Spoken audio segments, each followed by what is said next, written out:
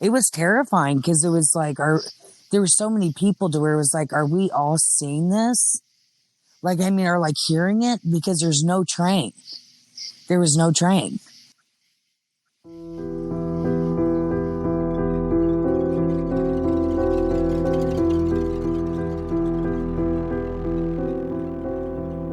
You're listening to River City Mystery Podcast, the show that delves into the Evansville and surrounding tri-state area's mysteries, including unsolved crimes, murders, and disappearances. A show that isn't afraid to jump down the rabbit hole to investigate reports of local hauntings, sightings of UFOs and cryptids, among other paranormal phenomena. With your host, co-founder of the Humans of Evansville Facebook page, law office worker by day, insomniac researcher of the unknown by night, Matt Dyke. Welcome to episode 10. Tonight's episode, we're going to be talking about something I don't hear a whole lot about, phantom trains. I came across a strange article dated March 6, 2023, that reminded me of a situation my sister Barbie had back in the 90s, and I'd completely forgotten about it. According to the Staffordshire Live news site, there's a report that terrifying ghost train reported in Swadlincote by 2 police officers. The article goes on to say that the eerie sound of a ghost train running on a rail line that no longer exists in Swadlincote has been reported by 2 police officers.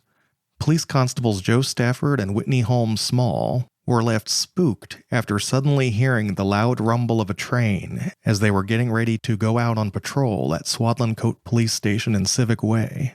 They said they heard the sound of a locomotive getting closer to them as the leaves on the nearby trees started to blow. Then they heard the sound of a train's horn, even though there are no rail lines for miles around. Putting on their best detective hats, they decided to make some inquiries, and were shocked and bemused by what they found. It turns out that a railway did indeed used to run to the back of the police station, with the old Swadlincote Railway station existing where the fire station now sits. The officers discovered that the Midland Road Bridge used to be the crossing over the tracks, with the tunnel long since blocked up, and Lower Midland Road was the walkway down to the platforms. The police spokesman said, "We would love to hear if anyone else has any spooky experiences on this phantom train, or know more about the long-lost station, and would welcome pictures or stories from those who may have been alive when it was regularly used." Passenger trains stopped running through Swadlincote more than 70 years ago in 1947. Now this story, like I said, reminded me of something that my sister Barbie had told me back in the 90s. And I've interviewed her to talk about what she experienced during some sort of a revival that she was attending at, I believe it was Triple T. I think that was the organization. And I believe that was located at Boonville New Harmony and Highway 41. So there's that railroad crossing right there by where Bilo used to be. And this is my interview with Barbie. She's standing outside, so you hear some crickets and bugs chirping in the background. And as far as the timeline, I believe this would have happened around 1989, 1990.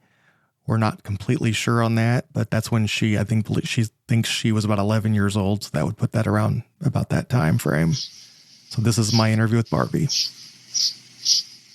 Because I went to that AAA thing, the AAA meeting out on 41, that I'm pretty sure is where you turn at the 41, at the, where they built the Bilo and all that. It's not there anymore. But that railroad track behind there is whenever when the preacher said, anyone who wants to get saved, come up here, bow your heads. And as soon as he did, this no train, there was nothing, went by blowing a whistle and wind blew. You couldn't hear the pastor. And there was thousands of people there.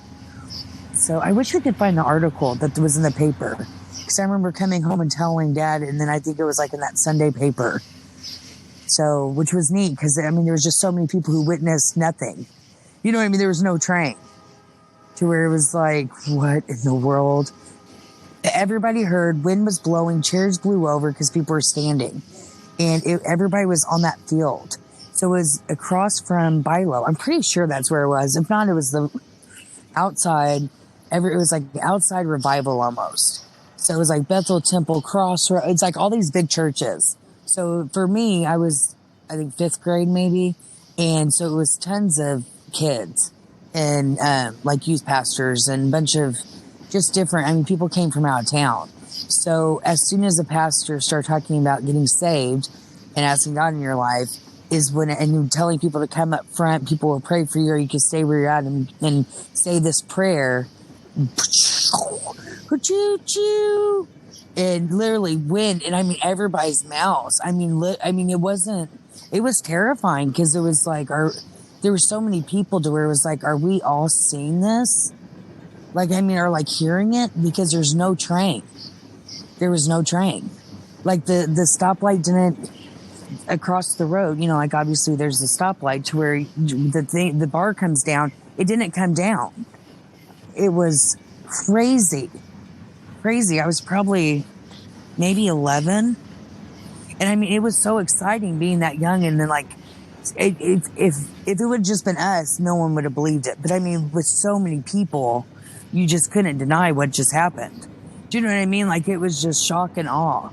And it really teetered the whole night, because after that, I mean, obviously it lasted as long as a train would last, maybe 2-3 minutes. And everyone, after that, the excitement, it was like, what just happened? You know, you can't calm kids down after that.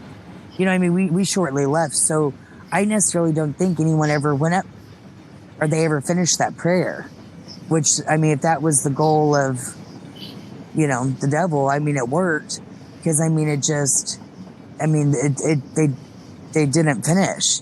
I mean, it was just, I remember the pastor was talking about, I mean, people were just so astounded by it. I mean, like, I remember us talking, like, whoever the youth pastor was, I don't know, I was in fifth grade. I was with April and